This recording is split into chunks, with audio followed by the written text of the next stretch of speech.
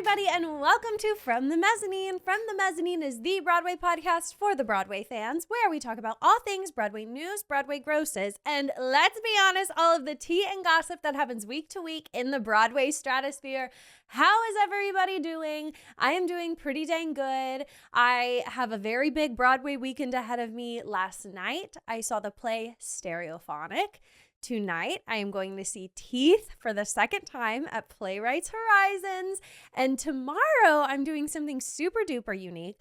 I'm going to a workshop / reading of a new musical called In the Lights.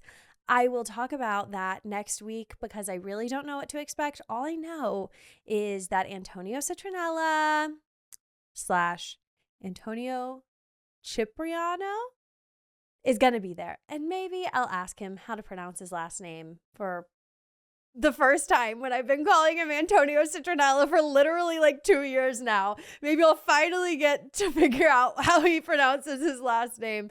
But I'm excited. I don't know much about the In the Lights show, but they just posted online that they had free tickets out. And I was like, okay, sure. I'm totally down to go and experience that. Never been to something like a workshop or a reading before. At least I don't think I have. No, I don't think I've ever been to something like that. So I'm really excited to kind of see what's going on with that. The show In the Lights has had a lot of huge Broadway stars help out, like Jeremy Jordan, Celia Pfeiffer, Sophia Ann Caruso. A lot of people have worked on this show. And so I have a feeling, since it's got so many good names and since it's been in development for a long time, maybe it will come to Broadway eventually, and it'll be really cool to look back and be like, I went to an early reading of that show. Anyways, I'll let y'all know how it goes next week. Oh, speaking about next week, guys, the day this episode comes out, the Tony Awards will have been announced. The nominees are going to be announced at 9 a.m. on the day this comes out on Tuesday, April 30th by Renee Elise Goldsberry and Jesse Tyler Ferguson. And I am telling you this now, my gorgeous listeners who keep me in the loop and send me DMs on Instagram and on TikTok and everything. I know y'all are going to want to be like, Lindsay, can you believe Gutenberg has been nominated for Best Revival and Josh Gad and Andrew Rannells are up for Best Actor? I know y'all want to tell me that. Knock on wood that actually happens. However, I will not be watching the live stream that they are doing because I will be at work. And so for the content, Bryn and I, Broadway Bestie Bryn, that's her name, her full legal name, the BBB, Broadway Bestie Bryn. Her and I will be doing a video on YouTube of our live reactions when I get off of work at 6. So that being said, hold off on DMing me until like later in the evening. Okay, please, because we are going to try to steer clear of all of the announcements. We are going to probably delete Instagram off of our phones for the day, just so we can make it until I get off and we can live react to the nominees together. And that will go on YouTube so that y'all can all see it. But that's my plan. I think it's going to be so fun to like see it together and like actually document our reactions because wow, have I been looking forward to April 30th for so long. I cannot wait to see what is going to be nominated. I feel like just from the nominations coming out, I'm already going to have some parts of my heart that will be broken because I'm worried that some of my favorites will not be nominated, like Gatsby. I don't know what's going on, guys. We'll talk about it in the Broadway news because they had their opening night this week and it wasn't what I expected at all. So that being said, I love y'all. Please DM me your thoughts in the evening when this comes out, okay? If it's past like 8 o'clock New York time on April 30th, you can message me on Instagram and TikTok. But before that, like I am trying to avoid all spoilers. So thank you. Thank you for your patience, y'all. But I am so beyond excited for the Tony noms. I can't wait. I love Tony season. I'm so excited. So let's get into the show that I saw last night, Stereophonic. Stereophonic is a show that has come at a high recommendation from Bryn. She has loved this show. And I was honestly just like hella in the mood to see a show last night, which this is kind of how my weekends go. Typically, I see a show one show, two shows. Tonight I'm seeing Teeth. But for some reason, last night I didn't have a show planned. I was like, I am in the mood to go to Broadway. Like, I really want to go. It may have had something to do with my hyperfixation that has come into full force this week with The Outsiders. It was a slow burn. I saw The Outsiders 2 weeks ago, and this past week, I am obsessed. It's crazy how that happens. I take time to like mill over things, and all of a sudden this week, I'm like I'm struggling to have a thought in my head that is not about The Outsiders. I've only seen it one time. I cannot wait to go back. So part of the reason I really wanted to go to Broadway last night was hopefully so I could go by The Outsiders stage door and see some of the glorious Broadway men of The Outsiders. But that didn't happen because Stereophonic is a 3-hour play. So by the time we got out, The Outsiders was long gone and the stage door was all wrapped up, which honestly I was really surprised by because the stage doors for The Outsiders are freaking crazy. But it probably let out like 45 minutes before we got out of our show. So that was a roundabout way to get into the conversation about Stereophonic. So I got a front row ticket using Rush on Telecharge for Stereophonic. It cost $30. Bryn actually secured the ticket for me, and she was seeing that show with her mom that night. And so we did get to kind of go all together. But I sat front row, which was sublime. I really enjoyed sitting front row. It was, you kind of have to tilt your head back, but I don't mind that. And it's nice to feel totally immersed in the show without rows of people in front of you. So I didn't mind the front row seat whatsoever.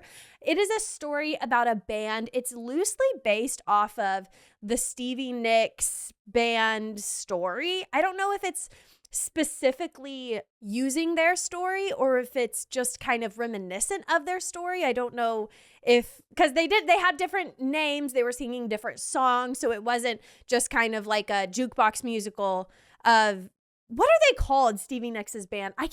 There's certain things, that you reference often, but you can't ever remember the name. And for me, it's Stevie Nicks' band. I cannot ever remember what they're called. Fleetwood Mac. It came to me. I just have to give it an ounce of thought. Fleetwood Mac. So it definitely was reminiscent because I always heard about the fact that like Stevie Nicks, well, there you go again. They say you want your freedom. That she like sang that song to her ex. And so you could feel that coming through the song. So there were definitely some really toxic relationships depicted in this play. The lead woman, she is super insecure, but she has a gorgeous voice, and she's in this toxic relationship with this a-hole who cannot give her one valid piece of encouragement and is just really, really hard on her, and that does a number on her confidence for sure. And then there's another honestly, this is a pretty miserable play. Like the content of it, everybody's pretty miserable. Their relationships are really strained, and it's set in the 70s. And so they're all highly immersed in the drug scene and the alcohol. And, it was an interesting play to see for sure. I really liked the characters. They were really fascinating to me and interesting. You had the sound engineer, who is my favorite character. His name was Grover, and he was played by Tom Pakinka, and he was my standout for sure. Grover, I think that he has a very good shot of winning the Tony for Best Actor. He had a huge role, and though he was the sound engineer, he wasn't one of the band members, so he wasn't quite so flashy and like a colorful personality, but he was definitely the most relatable character in the show and kind of gave the audience's point of view and perspective to these larger than life, egotistical, musically creative people, and he was kind of like, aren't y'all miserable? Like, why are you in this relationship? It seems like y'all do not get along, yada, yada. So he was kind of the audience's, like who the audience could relate to in the play. And so that's why I think a lot of people really liked him. But a lot of this cast was really awesome. They knew who their characters were. They were very,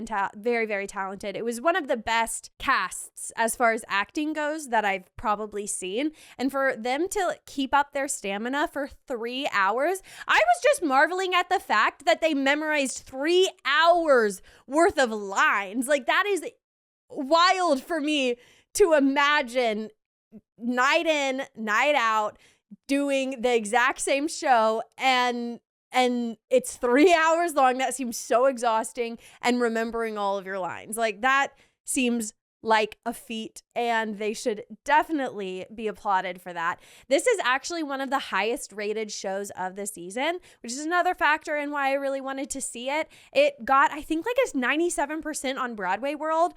The critics loved it, which I am surprised at. I feel like so often, i.e. Gutenberg or Suffs, the critics were like, it could have been shorter. It's still too long.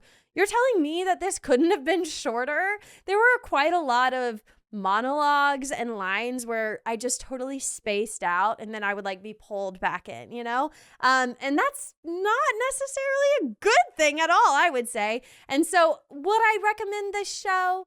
Yes, if you've taken a nap that day, I would recommend the show. That way you're not slumping over in your chair for the 3 hours that you have to make it through. I do think there was a lot that I learned from it. It was an interesting story, and it was different than something that I'd seen before on Broadway. It was unique in that it was set in a recording studio, and it was all of these really unique, deeply dense characters. And you really got to know each and every character. Other than Grover, I would say they were all kind of equally featured for the most part. And so, yes, question mark, I would recommend it. Not to everybody, for sure. I definitely wouldn't recommend it to everybody, but I am glad that I saw it. So those are my thoughts on Stereophonic. Another thing that I think it could definitely win the Tony for is the costuming.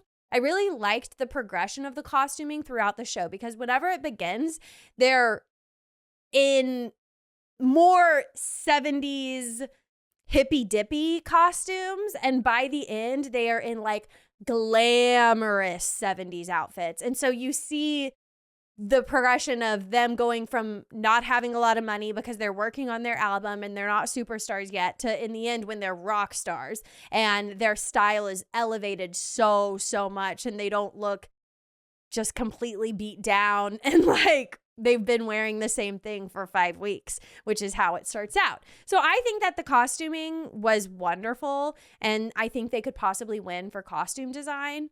Other than that, it could definitely win Best Play, considering how well received it was by the critics. But I would be surprised, considering I loved Appropriate with Sarah Paulson.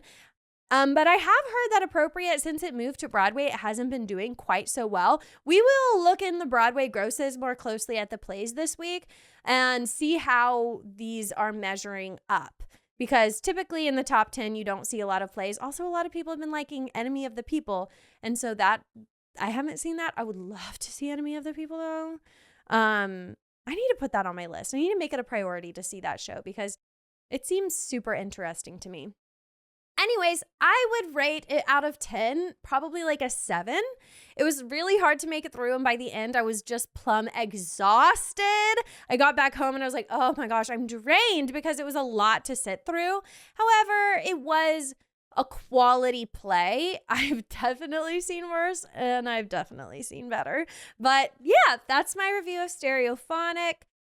Also, I want to tell you guys, last weekend, Reed and I were going around, poking around, bopping around Times Square in the theater district, doing my Broadway interviews that I've been posting on TikTok. If you haven't seen those, go check them out, because they are my new favorite thing to do.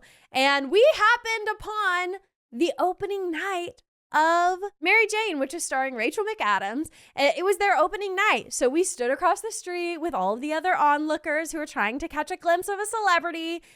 And who did we see?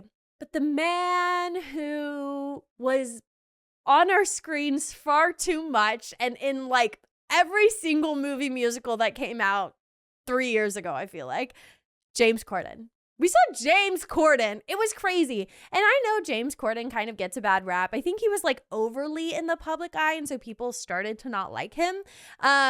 Plus just some things that have come out about him not being the nicest. Let me just say, James Corden was taking pictures with every single person who asked. I did not ask.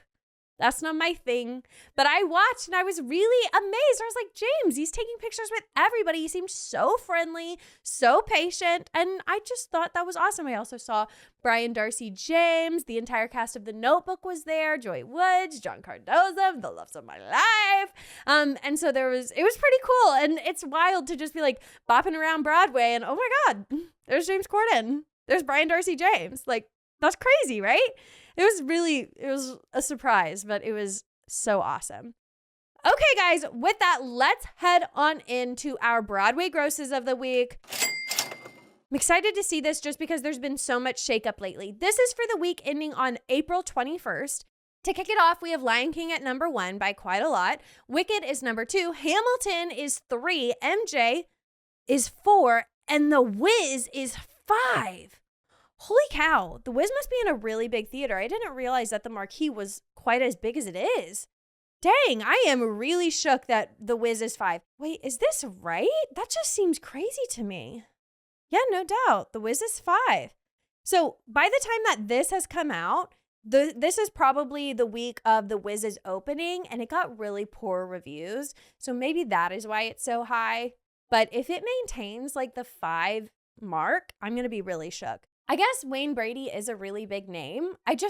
For some reason, maybe it's just because I'm not super interested in the Wiz. Maybe I should be. If y'all have seen it, let me know. But I'm gonna be keeping my eye on that one. Moulin Rouge is number 6. Sweeney is bumped down to 7. Not bad. Aladdin is 8. Merrily is 9. Somebody must have been out. And Harry Potter is 10. Right below Harry Potter, though, is An Enemy of the People at 11. So that is the highest ranking play other than Harry Potter. Okay, cool. So let's see where some of these other ones are ranking. Below An Enemy of the People, we have Back to the Future, pretty high. Great Gatsby is right below them. And then we have Water for Elephants and then The Who's Tommy. I've been really surprised by The Who's Tommy's grosses. They've been doing really well. But their capacity isn't that awesome, 82%. Meh. Uncle Vanya is below them. Let's take a moment and just look at the plays, because that's something that we don't do too often. So Harry Potter is 1, which, like, can you really consider that one? It is such a bigger name than any other play that will likely come to Broadway, but whatever, I guess so. Harry Potter's 1, An Enemy of the People is 2. And then Uncle Vanya is 3. That opened this week with Steve Carell. I want to see the show so bad. I absolutely need to. Okay, let's see. What's the next one? Then Appropriate is 3. And then Doubt is 4. And then Mother Play is 5. They're all in previews, though. Patriot is 6. Mary Jane is 7. Stereophonic is 8, but they have 100% capacity. But their grosses is low. Interesting. Okay. And then just to note, Heart of Rock and Roll is at the very bottom and their capacity was 80%. We will circle back because next week it'll be wild, because this week we just had was the week of openings, y'all. Cabaret, Gatsby, Heart of Rock and Roll, Uncle Vanya, Mary Jane, like everything was opening. So everything on the grosses are about to change. Come back next week. I'm so eager to find out how these shows are going to shake out. But let's look at some of our favorites. The Outsiders has a 98% capacity. Okay, very good. Water for Elephants, to compare, has an 82% capacity. That's actually pretty low. However, their grosses are high because they're in a bigger theater. Gatsby had 95% capacity. That's relatively good. Okay, all right. Any others that we need to check out? Cabaret had 100% capacity, of course. Hell's Kitchen had 97% capacity. Notebook had 85% capacity. That's not too hot. Stuffs had 93% capacity. That's great. Okay, fantastic. Oh, just to note, Lempicka had 75% capacity. Not too hot. Alrighty, y'all, let's head on into our Broadway news. We are doing like Broadway news rapid fire because so much came out this week that we need to discuss, honey. First off, to kick it off, last week, I think I made a few enemies whenever I said that I have now seen what I believe to be the worst show on Broadway, and that was Heart of Rock and Roll. And catch me eating my words because they ranked so highly as one of the top critically reviewed shows of the season. Like, I have no words. Is everybody seeing the show I was seeing? I do not understand how these critics are saying this show was so fun and so good and the music matched so well and the characters were just so great. Are we seeing the same show? I don't think that we are. I don't know how we could be, but get this. Their average rating was 69%, which is better than The Outsiders, better than The Notebook, better than both of the shows that we are talking about after this, Gatsby and Cabaret. I feel it in my chest. I'm like, this is false information. This is fake news. There is no way these critics are loving this show. But like if you look at Broadway World, it got so many thumbs up and a couple in the middle, but so many critical reviewers gave it a thumbs up and thought it was good. Let's hear what they have to say, because let's stick to the facts of it, I guess. So Elizabeth Vincitelli with the New York Times said, quote, "The Heart of Rock and Roll is not going to be the subject of think pieces and graduate theses, but its easygoing good spirits are bolstered by a solid craftsmanship, and it'd be silly to turn up our noses at that. Have a good time," Huey Lewis once sang, wisely quoting Curtis Mayfield, "'cause it's all right," quote.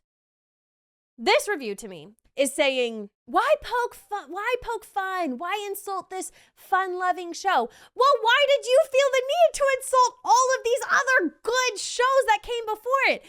It feels like if it's like a slight comedy, which I don't think that this is a comedic musical, it was not funny to me, that they just give it the easy way out. They're like, why do we have to expect all this when we come to see a Broadway show? What's wrong with simply having a good time? Yes, critics, what is wrong with simply having a good time? I've had such a good time at so many shows that you have reviewed poorly. This isn't making sense. Great Gatsby, I had the time of my life, and I was with a group and everybody freaking loved it. They were shook. At intermission, we were like, this is so good. And by the end of that trip, it was everybody's favorite show that they had seen. So then why do you give Gatsby all of these critiques and say, why can't we just have a good time? I get it. They're kind of different. Gatsby is a heavier content and more of a well-rounded plot. But Heart of Rock and Roll doesn't even have a plot. It was so ridiculous.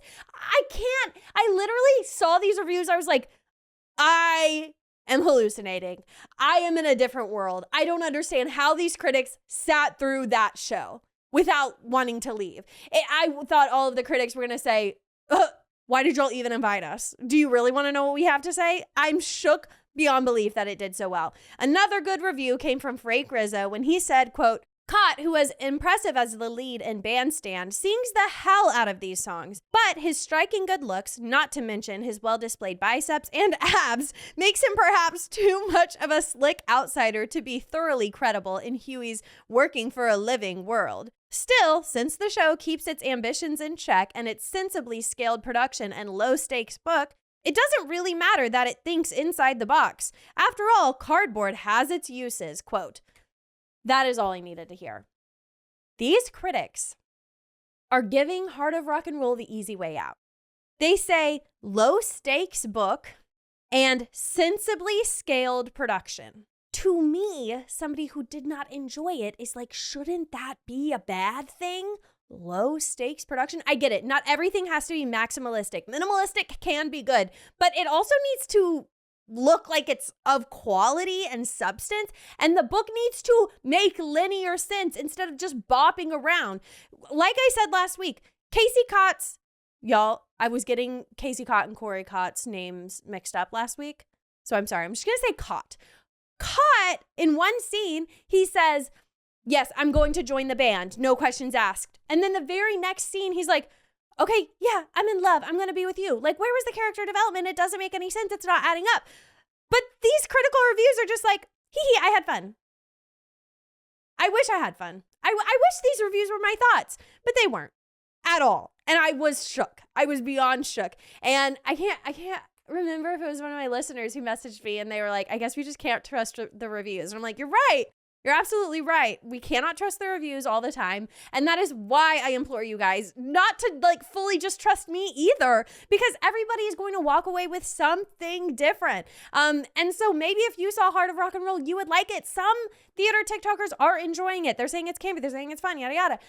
I didn't have that experience. And all I can do on my platform is tell you my experience. And so, like, I just could not believe these critical reviews. I thought they were ridiculous. And I just want to say, how dare you critique to high heaven these other shows that have so much more to offer with such more well-rounded stories? How can you go sit through Heart of Rock and Roll and then not be like, ooh, I guess if I like this, I should have rated The Outsiders higher? I just don't understand how you would see this show and think in your right mind that Gatsby is worse. I do not, like, I'm literally trying to picture myself in their shoes of going and seeing a show, being like, this was fun loving and I had a good time, and then going to see Gatsby and being like, rip it to shreds, I didn't like it. Like, I cannot imagine that being me. So with all this talk about Gatsby reviews being so bad, let's get into it. Broadway rapid fire. Now let's get into the Great Gatsby opening night. Gatsby pretty much got all thumbs downs or middle thumbs, no thumbs ups. I think it got one thumbs up, and that was from Theaterly. And usually they're pretty gracious in their reviews. So all in all, Gatsby got a 47% average rating. Like, it is criminally low. It is so not deserved. Not deserved. Did I think that it was going to get all thumbs up? No, I really didn't. I don't think it's a flawless production, but I do think that it was one of the best of the season. Truly, in my heart of hearts, I really do think that. I think Gatsby, Suffs, Outsiders are the best new musicals of the season. I hope I'm not forgetting one, but for me, those are the standouts. And it probably goes Outsiders 1, Suffs 2, and Gatsby 3. Like, I don't think Gatsby is the greatest thing since sliced bread, but I certainly think it deserves to be ranked higher than Heart of Rock and Roll. The songs are original. The plot isn't. Like, Heart of Rock and Roll's plot is original, but Gatsby is based off of a book, so I just don't get it. And Jeremy Jordan, like, the entire cast of Gatsby is so supremely talented, and their characters are so well thought out, and the book is amazing. Like, I just don't get it. Okay, let's read some of the reviews, guys. You'll know that I'm struggling to read these, but let's go. So Laura Collins Hughes with the New York Times gave it like a middle of the road review. She says, quote, "The darker elements of The Great Gatsby prove more elusive, which blunts the impact overall.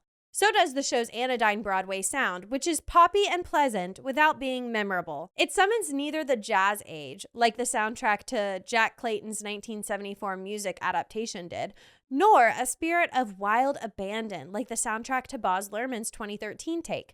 The score to this Great Gatsby is missing a vital urgency," quote. That doesn't sound middle of the road to me. That sounds like a bad review. Okay, moving on, because I don't have anything to say because I don't agree. Do I think if you're comparing it to the movie that it's better than the movie? I don't. I love the movie, and I do agree that the soundtrack of the movie was amazing. But I do think the music in this show is so good, and it is certainly memorable. I have had the song Green Light stuck in my head since I saw it. And whenever I saw it on Paper Mill, I even had those songs stuck in my head. Granted, it's one of the songs that they cut. So sophisticated. But I was singing that for weeks, and now I cannot get, as I was falling, the sound across the waves, and the sounds of you calling, like a lighthouse, like a something. Like, I cannot get the songs out of my head. They're most certainly memorable. I couldn't disagree more. Moving on, Sarah Holdren with Vulture gave this show a bad review, saying, quote, "Under Mark Bruni's jazz hands happy direction, this Gatsby feels like it belongs on a cruise or in a theme park.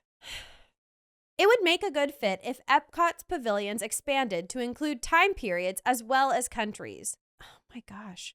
Poor James Gatz, victim of his own disguise. A century on, retellers of his story, like his hordes of party guests, remain distracted by the spectacle. Here, Bruni and his designers lean into the roaring garishness, almost to the point of cartoon, quote. First of all, I disagree. However, I loved the ensemble. I thought the ensemble was amazing. Do I think it could have been better? I do. I do think that it could have been more authentic. Like, if you see the movie, which my sister is going to kill me because she wants me to stop comparing the Great Gatsby musical to the movie because she says that it is based on the book and not the movie. But I am more familiar with the movie, so I'm comparing it to the movie. If you see the movie, the partygoers are much more in the good and the bad of the 20s. They're immersed in, the criminal activity and the darkness there. And the play does have more of that musical element where we're not going to get that deep into the darkness. We're having a fun time. And I think musicals are guilty of that often. I think a lot of times, what was a show I saw recently that actually has like somewhat of a dark subject matter, but the musical was so like fluffy and light and happy? Definitely, like I think that that's just typical of musicals. They just bring it up because that's Broadway, baby. And like when you're watching a movie, you can see the darkness, and a lot of times Broadway musicals are just a lot lighter and happier. I don't think that it's a bad thing. I think it's really typical of Broadway shows. But I understand a crumb of what this review is saying. I do think that the parties could be more raunchy because that is more authentic to 1920s parties. And these ones are not super, rugged and raunchy and like people dancing crazy and like liquor's flowing. These are more subdued and like fun and silly. And that was something that whenever I originally saw the show at Paper Mill that I was disappointed in was the parties. Although the parties have supremely improved with the Broadway production. They've changed the songs and they've made them a lot better. But they are still fluffy Broadway fun. Don't think it's a bad thing. Don't think it ruins the musical by any means. And I certainly don't think that this show would be better at a theme park. I think it'd be great on a cruise, though. I would love that.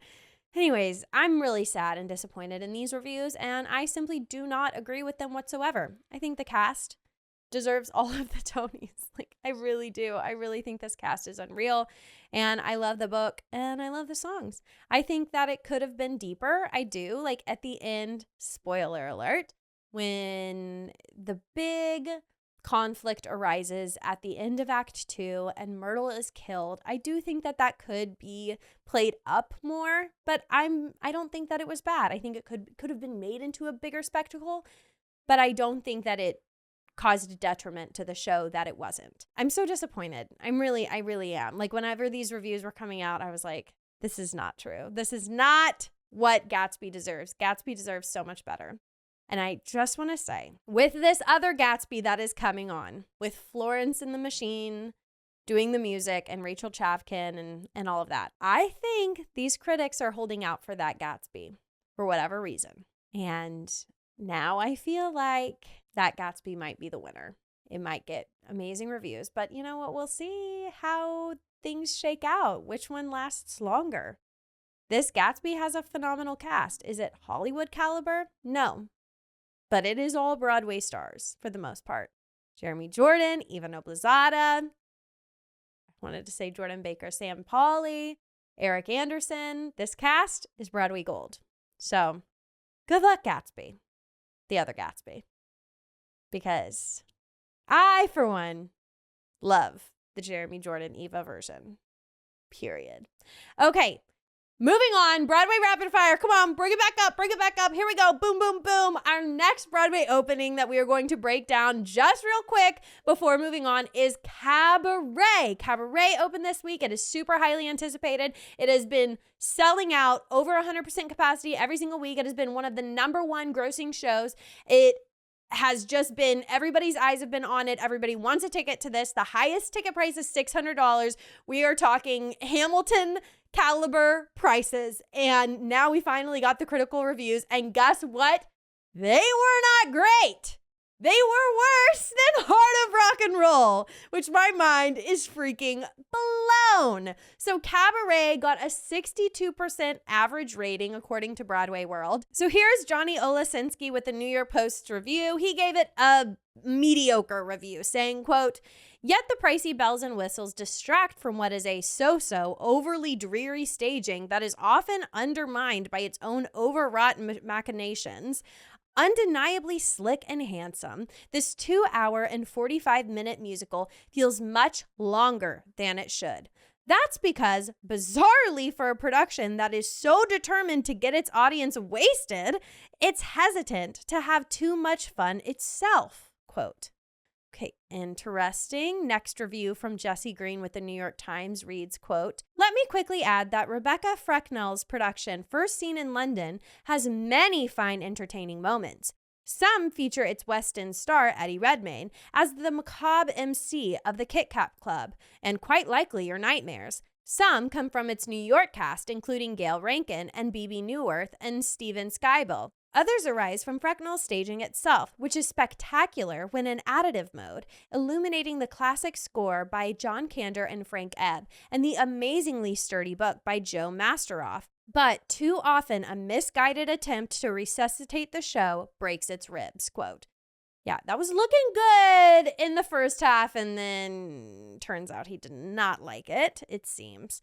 So this was a shock to a lot of the Broadway community just because this has been so highly anticipated. Eddie Redmayne, come on, it's Cabaret. And I've loved the way that they've done their marketing. Super behind closed doors, exclusive, secretive, and mysterious. It really brings you in wondering what is going on in the Kit Kat Club. I've got to get in there. It's interesting, too, that Johnny Olesensky's review said that they are trying so hard to get their audience wasted. I know they give you a shot when you walk in, but like, is there more to that? I don't know because I haven't seen it. Do I want to see it? Yes. Is it a show I'm desperate to see? Not necessarily because of the high ticket price, but if I hopefully win the lottery or something, I'll be able to go and we'll break it down here. Let's move on, Broadway rapid fire, to our next news story. And after all of this depressing Broadway news, let's get some fun-loving, happy, cheery stories in, shall we? Lindsay Mendes has tied the knot with her now husband, J. Alex Brinson. And just go look up the photos, guys. Your heart will be warmed so deeply because Jonathan Groff was their officiant and Daniel Radcliffe was the ring bearer. You're kidding. Does it get like cuter than that? And honestly, okay, wait, PSA, because I'm getting married in a year. Jonathan Groff, if you're open to it, will you please officiate my wedding? Like, please. Daniel Radcliffe, you can absolutely be the ring bearer. You might have to take it up with my little cousin. I'm not sure if he'll let you in. But Jonathan Groff, please be our officiant. I would love that. We don't have an officiant yet, so if you're interested, we will hire you. We will hire you, Jonathan Groff, please. Is this your new side hustle? Because I love it and I support it so deeply. Just giving that shout out. But go look up the photos. It is so sweet. Lindsay Mendes said in a statement, quote, "It was a dream come true, absolutely magical. Jay is a magnet of love, a resilient, passionate leader who I'm excited to build a beautiful life with," quote. So cute. And I just can't believe the cast of Merrily We Roll Along, like, they all like shared in this super duper special moment. It's so beautiful. I love it. When that came out, I was like, imagine walking through Central Park, because it was in the area of Central Park where there's that big fountain and then the lake, and across the lake is the boathouse. So it was right there in a very public area. Imagine being like, I'm going to go walk through Central Park today, and you just happen upon this gorgeous nuptials of Jonathan Groff, Daniel Radcliffe, and Lindsay Mendes. And it's just beautiful. It's so cute. I love it. I love it. I couldn't love it more if I tried. Other great news we got this week is that Idina Menzel is going on tour, the queen of our world. Love her so much. I'm really sad because I didn't get tickets, and they have already all been bought out and are being resold for double the price here in New York. But that's not the story here. The story here is that Idina Menzel is headed on tour this summer. The tour is kicking off on July 19th, and it is called the Take Me or Leave Me Tour. She announced it in an Instagram post, captioning it, quote, "Going on tour this summer, 21 cities in 30 days, doing a vintage set, as well as lots of new material. Gonna keep it real," quote. If there was a concert I would want to go to for Idina and in general, it would be this one, because it's called the Take Me or Leave Me Tour. So you know she's going to be singing Rent. You know she's going to be singing all of her classics. She's going to be singing Let It Go. She's going to probably sing a lot of Rent, and of course Wicked.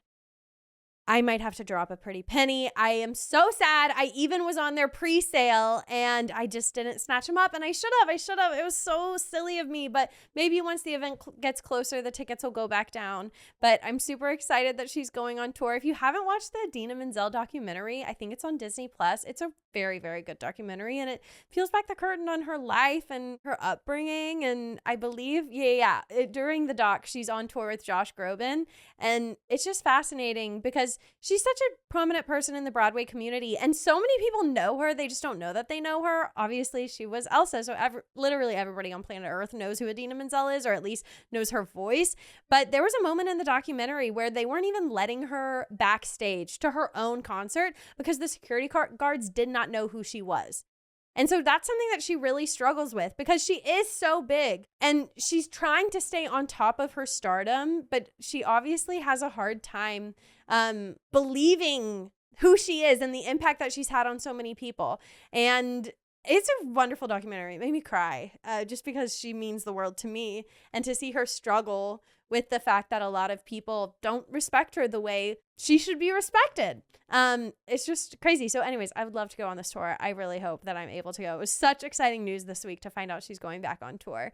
Okay, to round out this week of Broadway news, guys, shout out to my amazing listener, Sandy, who has been a listener for so long and who tagged me in this article.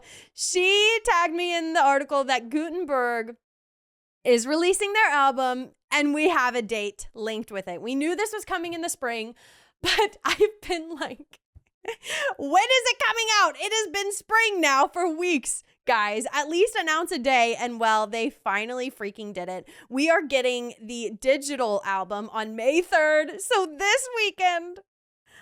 Y'all are going to be sick of me. It is going to be playing nonstop in my apartment. It is going to be all I'm going to be thinking about. I cannot wait to just relive the happiness that is Gutenberg, like whenever I want. I'm going to be sitting in the office just working, and nobody's going to have any idea that in my AirPods, it's going to be playing Haunted German Wood, Haunted German Wood. You haunted and you German and you haunted German wood.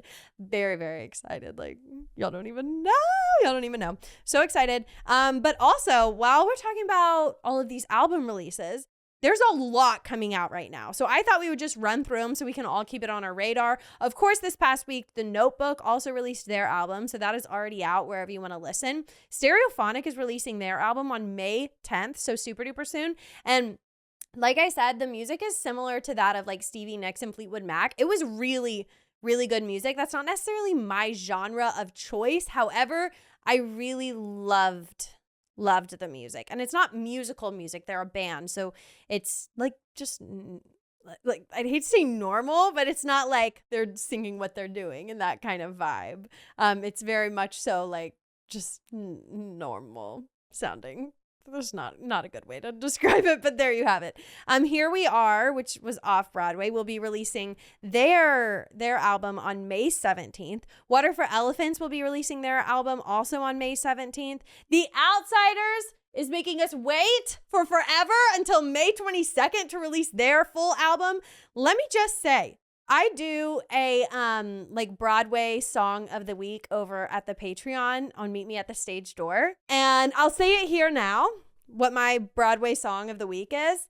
I have been consuming every last morsel of content that I can get from The Outsiders. And Jason Schmidt, who plays Soda Pop, he has a full EP on Spotify. And I have been listening to that religiously because I'm just like, I need the Outsiders album. So I'm trying to create it in my life, create the Outsiders album that you don't see in the world, right? So I'm like listening to all of their music. Brody Grant has a song out, and I've just been listening to all of their music religiously. Anyways, the song I would recommend for Jason Schmidt, he actually has a lot of good ones. I loved the song Haley. And then there's another song, My Ego Loves You. Anyways, please just release the album already, May 22nd. That is way too freaking far away. I cannot wait to get that full album. There's a couple singles that are out, like So Does Letter, and Great Expectations, but it's not enough. I need more. I need the full album.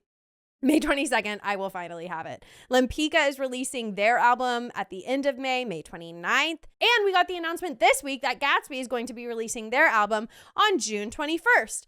there you have it, folks. That is all you need to know in terms of albums coming into our Spotify or wherever your preferred listening platform is coming up. Was that a sentence? I don't know, guys. Stereophonic did a number on me last night. I am still exhausted. It was way too long.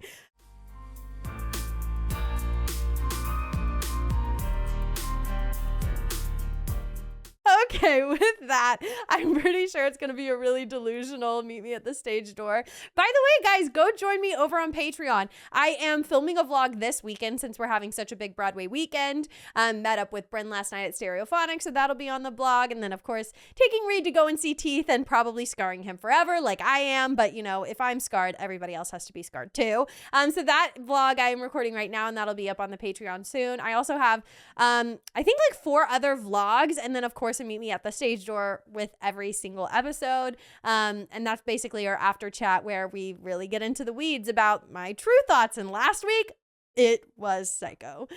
I was on the precipice of my like crazy Outsiders obsession, and I was saying some really out of pocket stuff. So if you're a patron, just like, I'm sorry for that. That was insane.